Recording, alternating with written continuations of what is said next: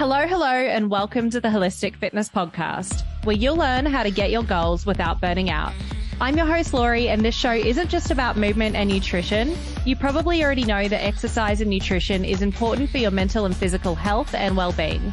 It's also about stress management, mindset, shedding those limiting beliefs, and working through some of that childhood trauma while you're at it. Today, I'm joined by Jacqui Clarke. Jacqui's passion for financial management was evident from a young age as she meticulously handled customer bookings for her family's plumbing business at just 10 years old.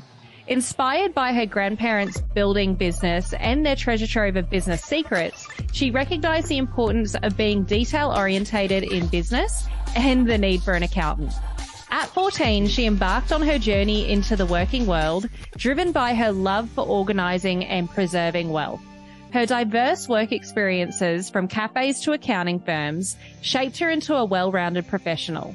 Rising through the ranks at a Big Four firm, Jacqui challenged conventions and carved a niche in personal tax and accounting advice.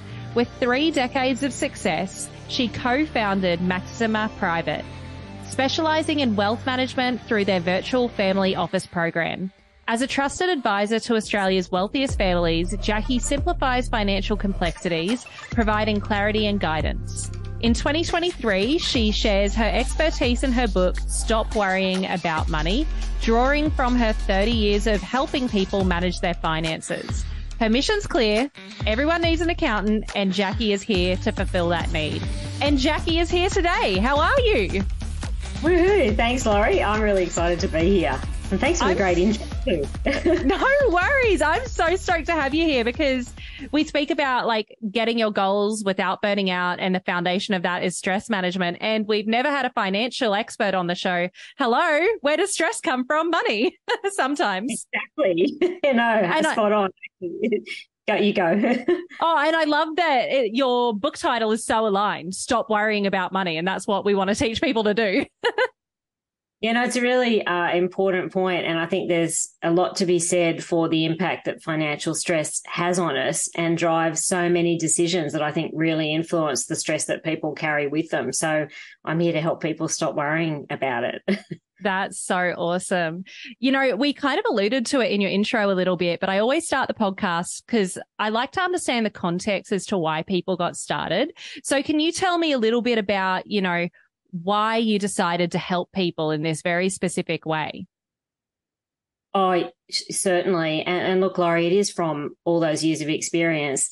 Along the way, doing this professionally is one thing, but actually the more you talk about it, people naturally tap you on the shoulder or pull you aside and say, hey, this has happened, or, I'm getting divorced, or I've been made redundant, or somebody's died in my family, or look, I'd like to plan a sabbatical. All these things come up along the way when people realize or recognize that you can actually help them financially. And so I got a lot of joy from really helping people out, and often helping people in need. So where this really came from for me was certainly in my transition from my executive career at Deloitte at the end of 2019, was how can I put all my money wisdom into one place to just share with more people? Because at the end of the day, we've only got so much capacity, and I just really wanted to be able to support more people. And I think that I've captured it well in my book, sort of take people on that journey to get their house in order. I love that. And I really resonate that as well. Like, a bit of a personal story. I actually grew up on Centrelink. So, I grew up from really low income. And I think that it's really unfair that a lot of, I love the internet because I think that it's so unfair that it seems to be wealthy people that had all this access to all this information. But then people like you come along and it's like, hey, yeah, it does cost money to work in this way, but here's a book that costs however much it costs to give you access to kind of get out of it, which I think is super cool. Actually, you raise a really important point too. One of the things I do start with is trying to understand people's money story, right? Yes. Which is one of the habits or behaviors that you've either captured from your parents. So if you grew up in a household where there was Centrelink or government benefits coming in, then you may have been used to that sort of scarcity mindset, and you might have done one of two things as an adult. You might have earned your own income and splurged like there's no tomorrow, or on the contrary, you might be the saver who's sort of kept every cent once you've got a job. Anyway, these are things that are really important, not unlike yourself.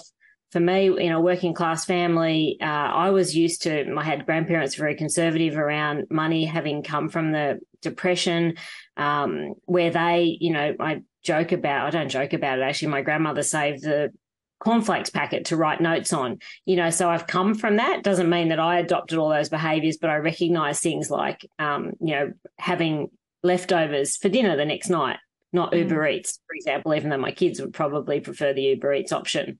So there's all these things that influence how we spend and save as well. Yeah, no, that makes total sense. And a lot of people kind of say, like, as you earn more, you kind of spend more. I'd love to dive into those money stories a little bit more, to be honest, because I feel like it's similar with the whole reason we started the Holistic Fitness podcast is like it's a lot about the stories you're telling yourself and a lot about those limiting beliefs. Because I think we logically know, at least with finances, to invest some and to not spend more than what you earn. So like, what are those stories we're telling ourselves to not do those things?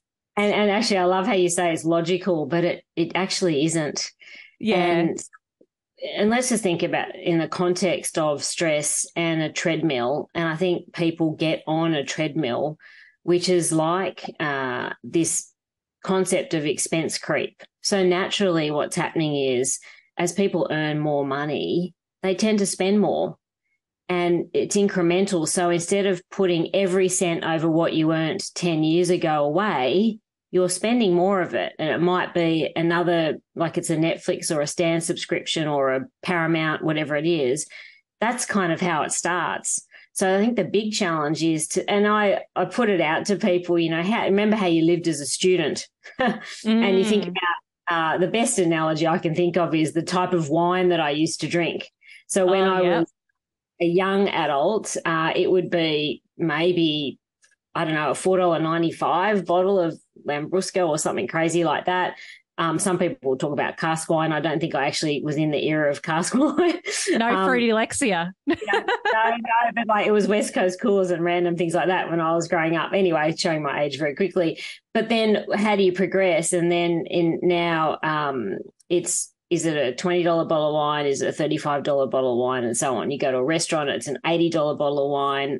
All these things happen. And I think that's really consistent with all of the choices that we're making around money in the absence of a financial goal. And really where we want to bring people back to is set those financial goals so that you actually sort of set boundaries on yourself. Otherwise, why not? Sky's the limit. I'm earning this great income. I've worked hard for this. Why can't I spend it, right? Yeah. So what I'm hearing is that if you don't set this financial goal, what you'll go and do is you'll just spend willy-nilly like no one's business and kind of not keep track on it as long as you're kind of meeting your bills, ideally. So you go from like that $10, $5 a passion pop or whatever to some fancy like $50 bottle of wine. And that actually relates to me because I was what do they call them? Goon sack. We used to have like Goon of Fortune and stuff like that when I was in college. And now like I remember going to a restaurant the other day and I was so surprised how cheap the wine was. And it was $25. And I'm like, oh, wow, that's a really nice bottle of wine for $25. Yeah. 18-year-old Laurie would be like, what? No way. Yeah. You think you're being. Yeah. So how do you go about setting these goals proactively so you don't get caught in that expense creep? Yeah, look, I love that question. I think the most important thing I talk about within your means goals, because it's easy to also set unrealistic financial goals. You can't do any of this without really understanding what I call them, open your front door costs are. So the first thing you actually need to do is, and it's a back of the envelope job, it's not a major exercise, is to work out how much is outgoing every month from your house. And I'm talking about every cost to open the front door. So electricity, council rates, water, gas, whatever it is you're paying for, your subscriptions, your health insurance, internet services, if it's rent or mortgage payments, like all those things. You need to first understand your baseline before you can then say, well, then if I have it, how do I create a goal out of this? Because very quickly you might realize that that adds up to your income and you've got a problem because there's no bandwidth or space for you to then set. So the goal then becomes, well, how do I create a buffer, like a savings buffer? How do I ever invest if I've got all of my income tied in? Now, I mean, there's been a lot of pressure on everyone globally now in the context of interest rates. So they have really eaten massively to, what we might call disposable income, but also your discretionary spending. So that may have crunched. But I think the question you ask people is, well, what did you change? And people might say nothing. There was just less money there, right? Because they're living sort of as it comes, which is not the way you want to go at it. You want to be proactive and understand what these costs are to open your front door. And that's what I call like the back of the envelope job, where you write it all down on a bit of paper. But then the other costs that we need to contemplate is holidays, fun things, entertainment. They're all more discretionary than putting food on the table, which goes in your open the front door costs. So then if you think, well, what do I need to spend to have a nice lifestyle? It's this much. And you divide that, say, over 12 months and add that to your monthly open the front door cost. And then you start to see where the problem might be. And indeed, the really common thing, Laurie, is that people get a bonus already spent.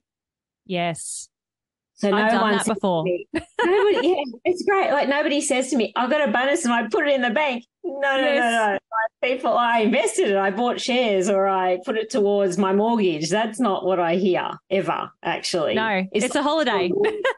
Yeah, absolutely. In fact, people in Australia would typically, book a trip to Fiji or Thailand or something with that, or Hawaii with that money. So it's really important to understand first where you're at. And that's why I connect with your money story, which is understanding, are you a spender, are you a saver, that type of thing. So first acknowledge that, then say, I want to make a bit of a change here. Let's understand first what your open the front door costs are. Add to that your total baseline costs, which include all the other fancy stuff. And then we say, well, how do we right size this? And if I don't want to work like this forever, I need to make some changes at my open the front door. Yes. And it can be as serious as saying, let's say, there's a bit of keeping up the Joneses sort of mentality in people too, like you work a particular job, you live in a particular area. Sometimes it can be as serious as say, having this fancy house or renting this place, I'm never going to get ahead. I'm going to be doing this forever on this treadmill. I'm locked in. And you think of the compound impact that has on your stress levels. So you're working with people that maybe aren't fun anymore. You're in an environment that could be toxic, right? And you are stuck. So that stress means there's no forgiveness here because you've got this financial commitment. You're on this treadmill to continue to do this unless you do a like-for-like replacement of your income. But we all know that looking for jobs can be hard work and stressful as well. Yeah. And I mean, there's a lot of people my age as well, and probably older and younger, that are into the whole like entrepreneurship thing and moving from a corporate job to being an entrepreneur, or moving from a corporate job to your passion project, or even just you're in one department. Let's just say you're an accountant, and that now all of a sudden you want to be a social media marketer. Like that, you may take a hit in salary there. It makes it harder to fulfill your dreams. Yeah. Oh yeah. Look, and I am all for people doing those transitions, and I do write about that as well, whether it starts as a side hustle and then you transition into it into sort of full entrepreneurship. But you need to have laser sharp focus on your financial outgoings almost before the before the income, actually working out what are your costs of living so that you're really clear on where the flexibility is or not and what changes you might need to make. And I talk about sort of the three biggest money mistakes, Laurie. And the first one is wearing and driving your money. What does that mean? So people tend to, it's easier to buy cars and wear nice clothes than it is to invest your money in a house or an apartment or shares. So people tend to go for these things because they're what I would call lower hanging fruit. They're easier to get, and you can lease a car. Yeah. And so you can spend little or smaller amounts of money on these types of things. That makes sense. That can be it. And it's a singularly big mistake that younger people tend to make, because that's naturally where you first go. I can't afford to buy a house, but I can buy a nice car and I can wear nice clothes because that's within your reach. It's all in absence of a greater financial goal, though. And you'll meet some people, and I say younger people, all ages make these mistakes. The only difference I would suggest is that when you're younger, you might earn less money than you do as a 30 or 40 or 50-year-old executive. And what's within your reach is a car lease or a hire purchase or whatever type of, finance you take.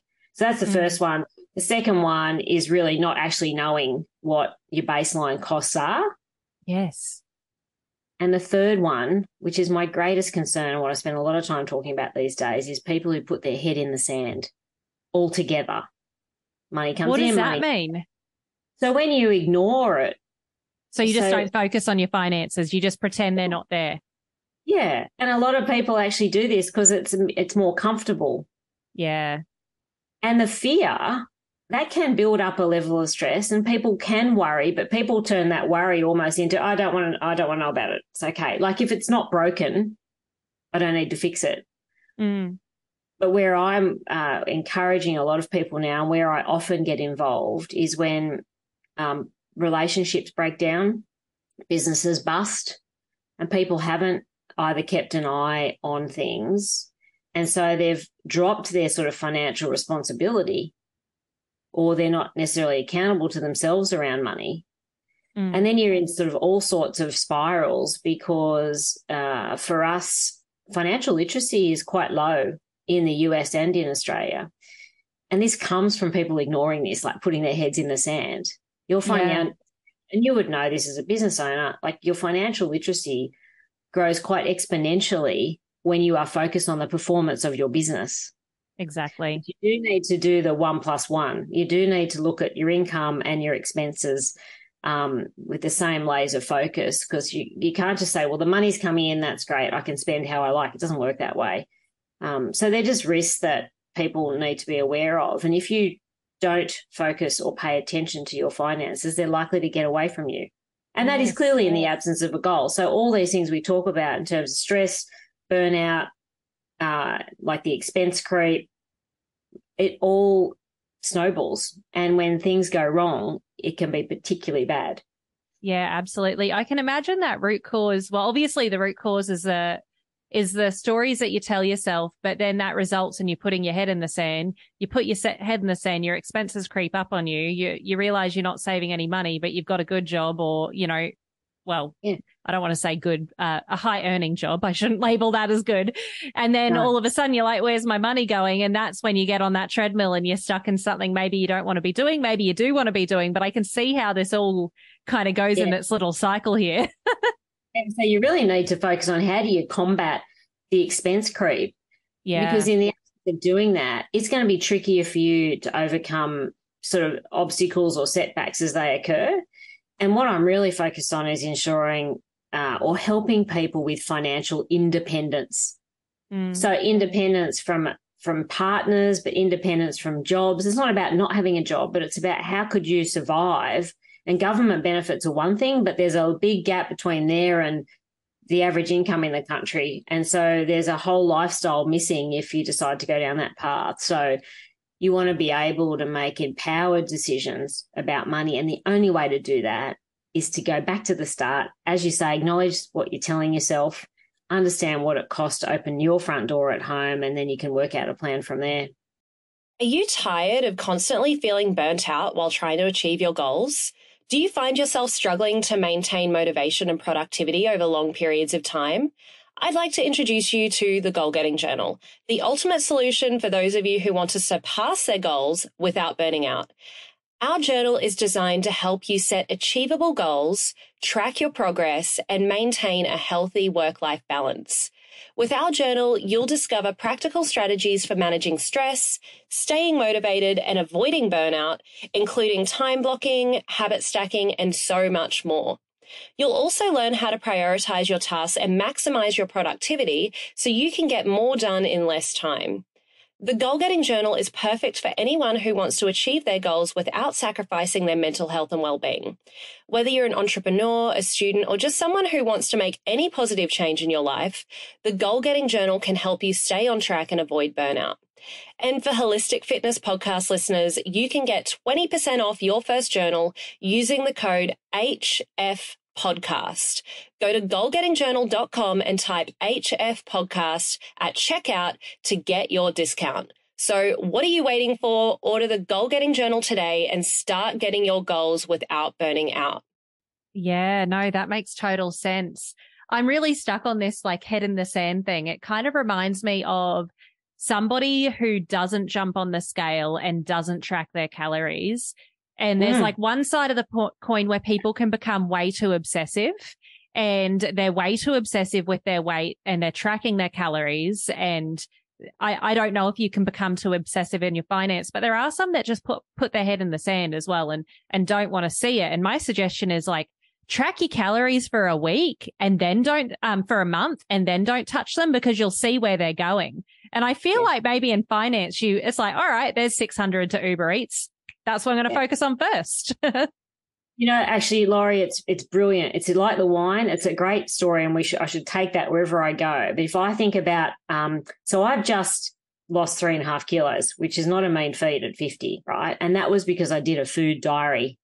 Now, wow. If you had said to someone, write down everything you eat, I'd be like, so I've done it. And oh my goodness, what a rude awakening actually doing that process. It's the same thing. And it wasn't pleasant, but it has very quickly cleared up for me where I was going wrong. And these are habits that are built over a long time, not just over the last, month. Same with your expenditure. If you actually take that moment to write down what it is, what are the costs of opening your front door, and you'll suddenly go, what I suggest to people, of course, is just sit down, go online banking, open up your credit card statement, just look at the last month, look at all the direct debits, look at what you're spending, start to write a summary down, and people start to go, ooh, like had that weekend away with the girls. We went shopping on such and such a day. We had 3 dinners out in the last month, or 10 or more. We had Uber Eats. The list goes on. And this is not about saying that you can't enjoy these things, but let's look at living within your means.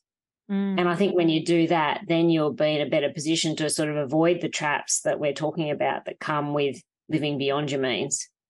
Yeah. Once you analyze all of that, though, how do you decide how much you're going to allocate on what? Because I think that we should still live life. I believe you can have it all. I believe you can save, but then also live a luxurious life, as long as you're not kind of living a luxurious life everywhere. So what kind of like strategies would you help someone with to help them like realize where they should be putting their kind of, I guess, splurge money or whatever you call it? Yeah, it's a really good point. And I think coming back to what I talk about is, and you're a part of this, is the personal finance village. Okay. So you can't do these things on your own, or not easily. So it is really good to have great people around you, like coaches, accountants, fitness experts. It's sort of like this group of people. Now I say personal finance village because it's like reversing the model, having this group of people around you that act as your sounding board around getting all these decisions right. So I couldn't agree more, because I think you can live a really lovely life. It's a bit less is more, right? Which is having things a little more simplified, and knowing that you've got the financial thing nailed opens you up to a whole lot of freedoms. And we talk about financial freedom. It's a bit of a mindset, because actually, and I'm again going off a little bit of a tangent, a lot of research shows that richer people are unhappy in respect of their wealth. They want more. Yeah. So we do suffer a little bit from this have more, want more trend, which is like expense creep. It's like the treadmill that goes with work. And you have to make a decision, which is why I keep drawing you back to a financial goal. But in reality, this stuff is pretty emotional. And so that's where our personal finance village comes in, which is that group of people or sounding board that can actually sort of keep us on the straight, checking in.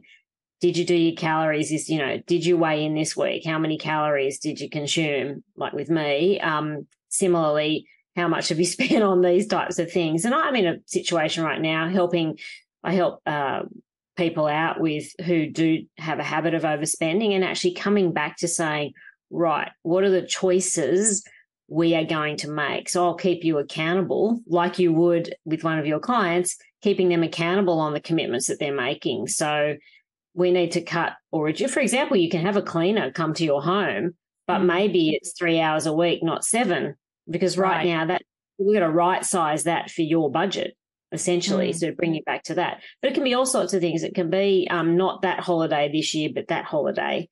So for me, it is around helping you make the choices. You need somebody you can trust to help you do these things also, that's going to keep you off the emotional side of doing, it's lots of these things are nice things to do. Do you need all of them is the question. Yeah, no, that makes total sense. That accountability can be a game changer. And I remember reading a financial book once, maybe like 4 to 5 years ago, and I did it in conjunction with somebody else. And we had like nights where we wouldn't explain our financial details, but we explained the commitments that we were kind of making. And we actually both saved quite a bit because we always weekly were coming back to each other and sharing those wins. So it does add that extra layer of, need to get it done. Yeah. And so the reality was there, you had someone that's keeping you accountable. Yeah. And you have a goal, right? And I think I think it's really easy to go wildly without a goal. Like if it's working, why do you need to? But you just need to look forward. So you need to say in 10 years from now, and look, make it simple. I do a 5-year plan all the time. I've worked with like a rolling 5-year plan. So I'm saying, and what's really intriguing, Laurie, is if you do a 5-year plan, you're saying 5 years' time, these are the types of things I'd like. This is sort of, where family relationships, I'd like them to be, financially, where all these things. There is an underlying financial element to my 5-year plan. Like how much I want to be working is directly impacted, or vice versa, in terms of what's the financial impact. So that might mean where I live, how I live, what I wear, what I don't, all those decisions come into that. So it's kind of, it's pretty exciting. But I think that looking out for a 5-year plan is a great way to start. And then you think it back to here and now and say, what are the choices I'm going to make today to achieve that goal? And, it's like, where do you want to be holidaying? What do you want to be wearing? Or do you want to be wearing the same clothes because you're going to become a minimalist? There's all these options.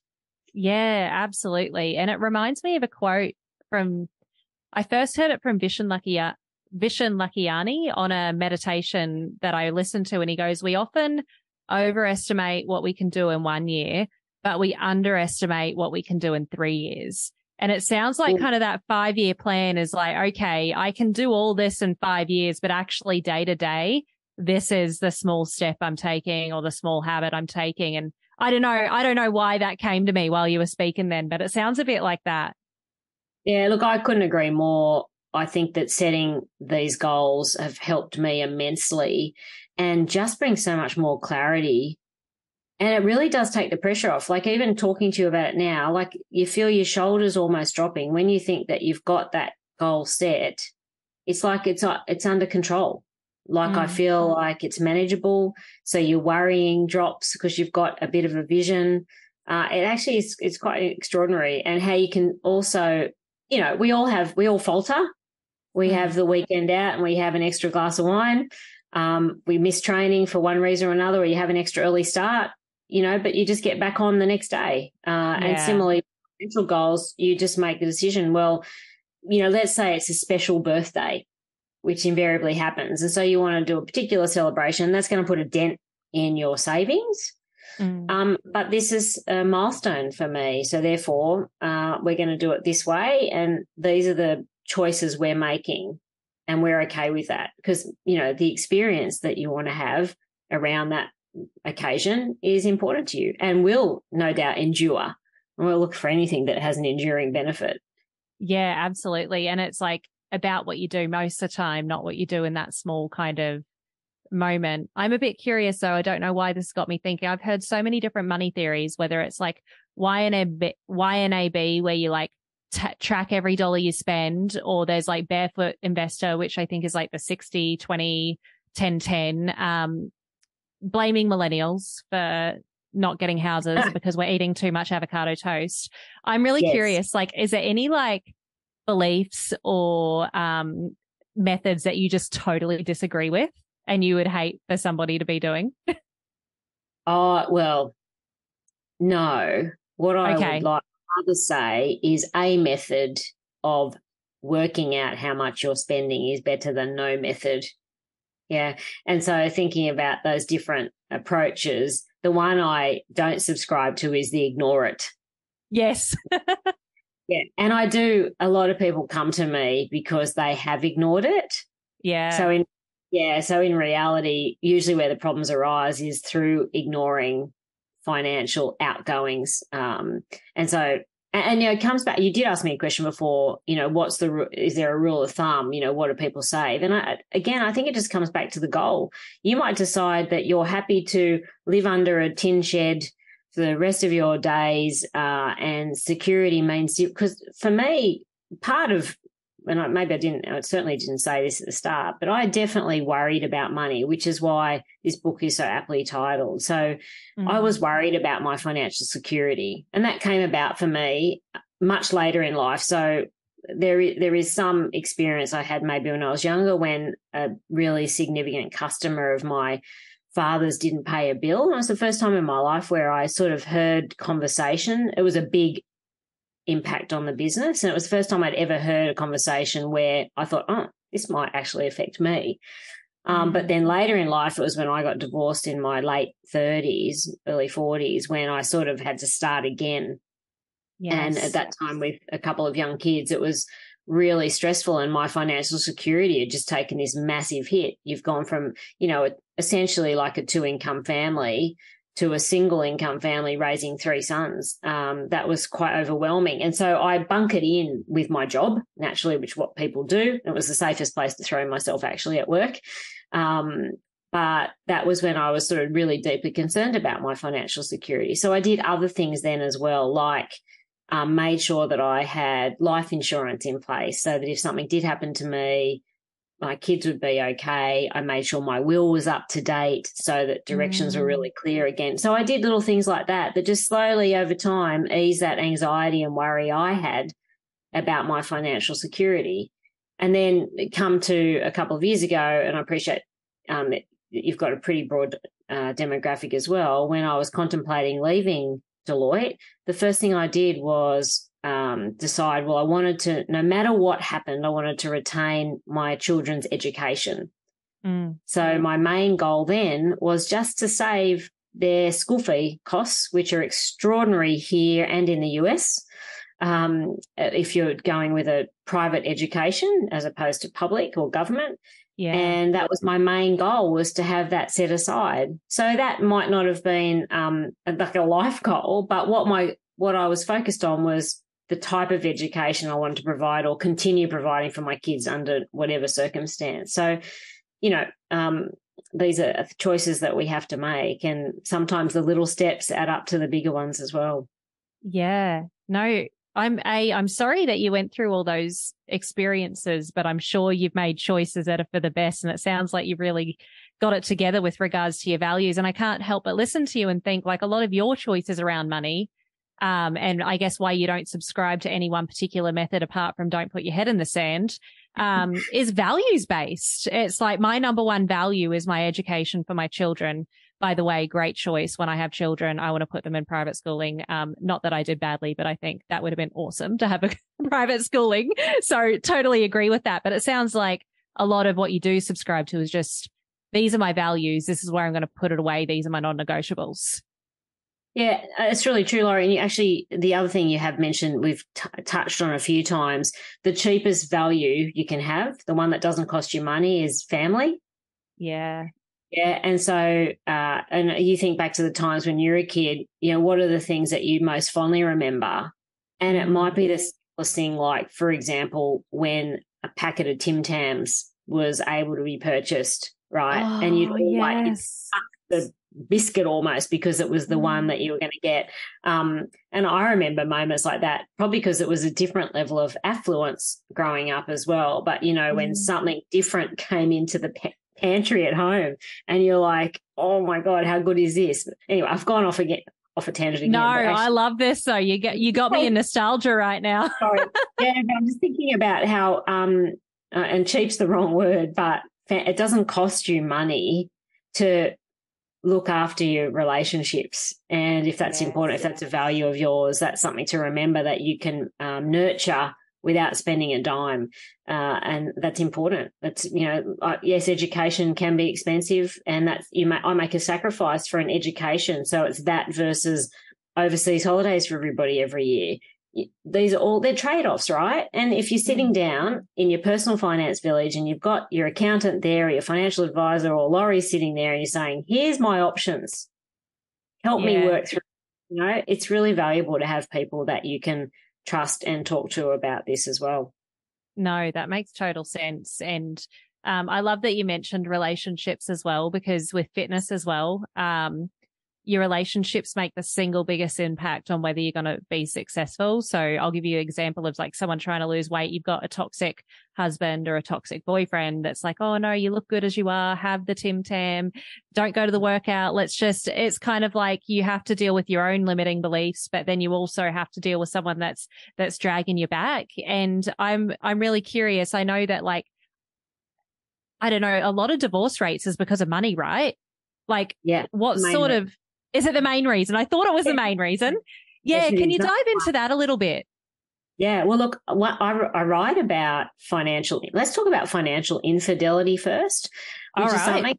Yeah. So this is something that is really quite a serious issue in Australia and the US in particular, where in relationships, people tend to be secretive about money. So I'm all for having open dining table conversations about money in your household. The more you talk about it, the more people learn.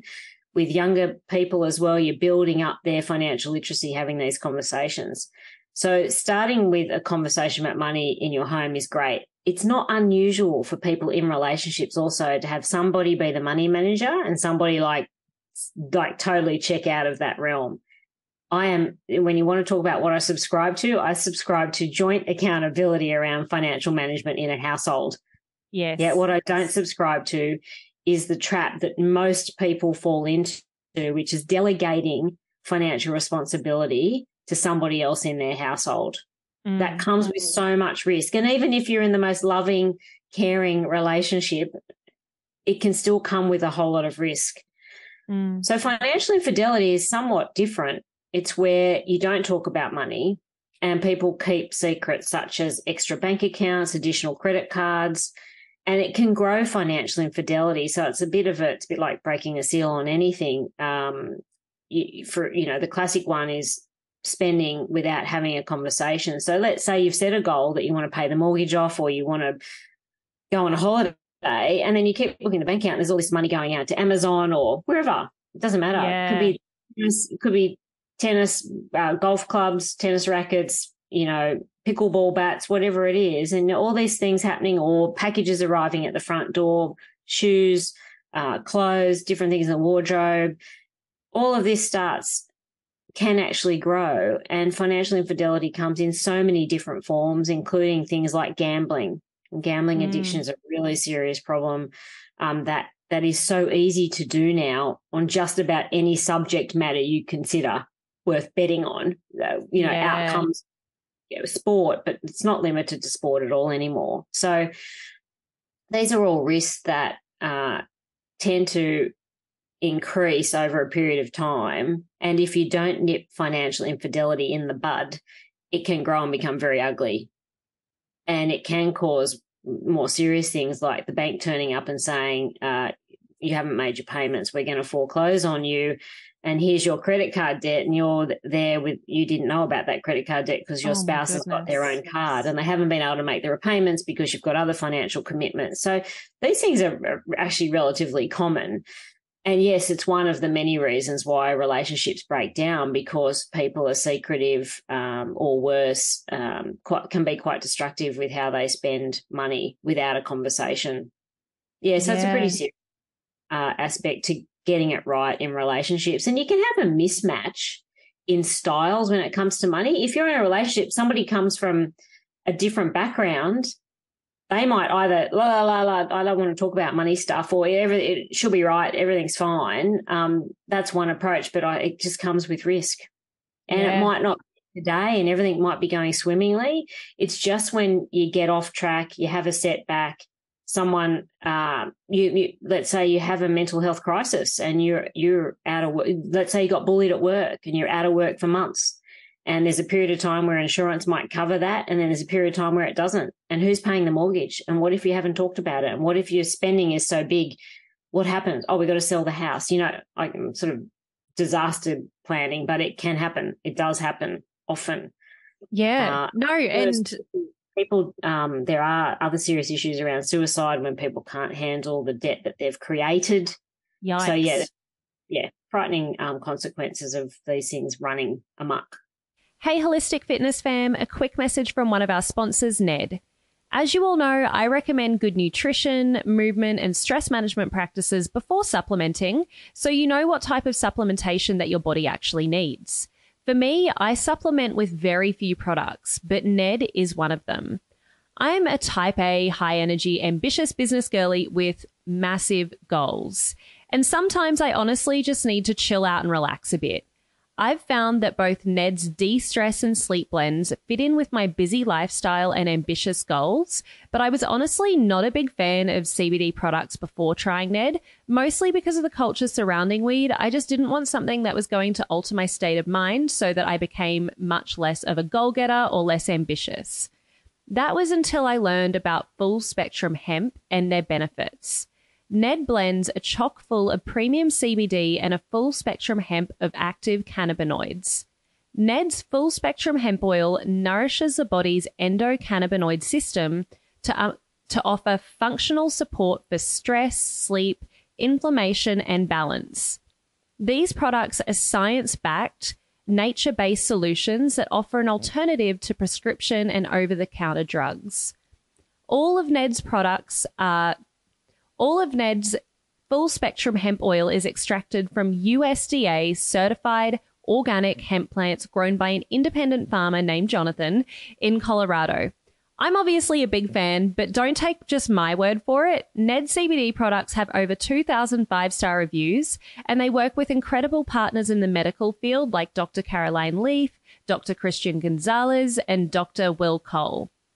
Ned is providing Holistic Fitness podcast listeners a very special discount. If you'd like to give Ned a try, listeners get 15% off Ned products with the code LaurieLee, LORILEE. Thanks, Ned, for sponsoring the show and offering a natural remedy to bring balance to so many people's well-being.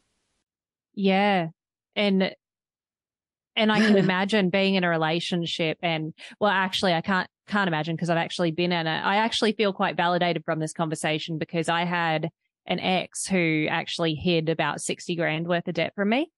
And we were talking about saving for a house. They mentioned how much savings they had. Luckily, I'd not been in a relationship with them for, that long. We weren't married. And I remember like at the time, because it was due to a problem that they had, and I didn't share with many people what the problem was because that's their story. But I remember people being like, oh, no, it's not like he cheated on you. And it's like, then how can I feel cheated on? I feel like I've been lied to for 1.5 years. And it honestly felt like I've never been cheated on, but I imagine it's what it feels like being cheated on. Absolutely. Financial infidelity, your partner spending money on another card or another bank account without telling you, you're absolutely being cheated on. Make no mistake. Yeah. I think it's the only difference is if you're able to turn it around, it's a bit different if someone cheats on you with a person. But in financial infidelity, you can address it. Like if someone has a problem with spending, you can bring it to the table and try and address it. You can at least work on it, I think. Sometimes people just need input on these things, like hang on, do this, or they need some type of guidance. It's like that movie, that Shopaholic one where I think it's Isla Fisher. Yes, Isla Fisher's in it, yeah. She's got all those credit cards. Yeah, it's the same thing. Some people, she needed help. Yes. But sometimes sometimes you need to shut down all the options for these people so that, and as your spouse or partner, you might choose to do that to help. But otherwise, it can feel horrific and worse, like you say. They call it sexually transmitted debt, Laurie. That's what I would call the STD. Yes. I would call. I wasn't that forgiving. I was like, you know what? I'm getting out before we're married. Bye. Yeah. But now I'm pretty I like having joint cards, and I it's really important to me, to talk about things and to talk about what would happen if one person got laid off and stuff like that. I'm happy to 100% provide for my man as long as they're happy to 100% provide for me in return. And I don't know, I guess you're the expert. What's your guidance for new couples getting into relationships to kind of ensure that they don't get into these problems? Great question. And look, I think it's really good to have a conversation about money. There is research that would show that joint bank accounts actually breeds success in relationships over individual or single bank accounts. So even going down that path, and let's be fair, when you're in a relationship, it's serious. It takes time. You don't want to merge your finances immediately. I don't think that's right. I think you need to understand what is the money story behind my partner, getting to know how that works. I think it's nice to share costs up to a point. And when you decided you want to progress to a joint bank account scenario and joint commitments to all sorts of things, then I think that's a good idea. Go in with your eyes wide open, though. If you see any potential risk there, you need to nip them in the bud as quickly as possible. And, of course, if you're going into a relationship as an adult who's established some wealth themselves, in Australia, you should contemplate things like a prenup agreement. They do still work. They go in and out of fashion. They do work in the US as well. But if you own your own apartment or you've got some equity in your apartment, things like that, you should really contemplate having a prenup. It's actually worth getting the advice. And it's not, it shouldn't be considered offensive. It's just saying we're coming into this relationship. I'm coming in with this much, perhaps more than you. I just want to preserve that. It's not suggesting the relationship is going to break down. It just saves a whole lot of angst and heartache down the track. For example, if a family member's died and gave you some money, and there's no reason for your new partner to share in that history at all, a prenup's a way of just setting a new baseline that we come together, and what we build together we share in the ways that the courts or we decide down the track. But this bit here needs to be carved out. And naturally, working in the space I do with wealthy families, often people marrying into those families, we need to preserve the bloodline wealth of the family. So I do find that people inquire a lot about prenups. And it makes total sense as well. I think what a lot of people don't realize about prenups is it's not saying, hey, what we build together isn't yours. It's the exact opposite. It's like what we built before we met each other is ours, and what we build together is ours, whether I'm 100% employed and you're zero and we swap, or we're 50-50, no matter what, all of that's ours, which I think is quite beautiful. But we've all got lives before we met people. Yeah, I think it's being respectful about the past and carving it out. Essentially, we all want to do that. I think you want to move forward in that relationship. So, but yeah, getting those money habits down pat early. I think committing to plans with a partner is great too, because as I say, naturally there's this really strong financial underlying goal, if you like, in any plan that you make. Even if it's a fitness goal, you still got commitments to fitness coaches and gym memberships, or in my case, a Peloton. It all adds up. You need to know what's your commitment to that. If you want to be super fit by a certain stage, it's going to cost money. So how's that work? Yeah, absolutely. We've spoken about a lot, Jacqui. We've spoken about relationships when we've spoken about relationship infidelity. We've spoken about our money stories, the treadmill and expense creep. Is there anything that we haven't spoken about in this podcast before we close out that you really wanted to share with the listeners? Oh, look, I should just reiterate that being financially accountable is critical to everyone. And you will gain great financial independence from being accountable. So don't put your head in the sand, please. I love that. Don't put your head in the sand.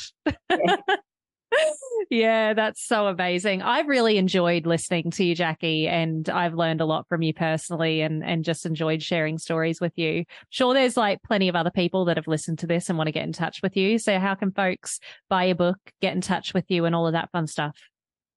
Oh, absolutely. So my website is jacquiclarke.me or www.jacquiclarke.me. But you can buy the book Barnes & Noble online, Amazon, Booktopia. You can go into a good bookstore as well. So yes, please by all means buy the book. That would be awesome. That's awesome. And Instagram, LinkedIn, you name it. You'll find all me the there. things. I'll have to, you'll see it all in the show notes, but as a Clarke myself, I will have to say that Jacqui is Clarke with an E, just in case you are wondering. Good point. I'm Clarke without the E, and I get the E often. And I get the without the E. Anyway, there you go. There you go. Well, we set the record straight there and how to spell your name. Awesome. Well, thank you so much for joining the podcast. I've really enjoyed having you here, as always. Just enjoy chatting to my guests. So thanks for joining us. Yeah, thanks, Laurie. Look, I really love the alignment with our discussion today. Yeah, it was awesome. And for everyone listening at home, whether you are driving the car, cleaning the house, whatever you're up to today, eat well, move well, breathe well. And until next time, keep shining.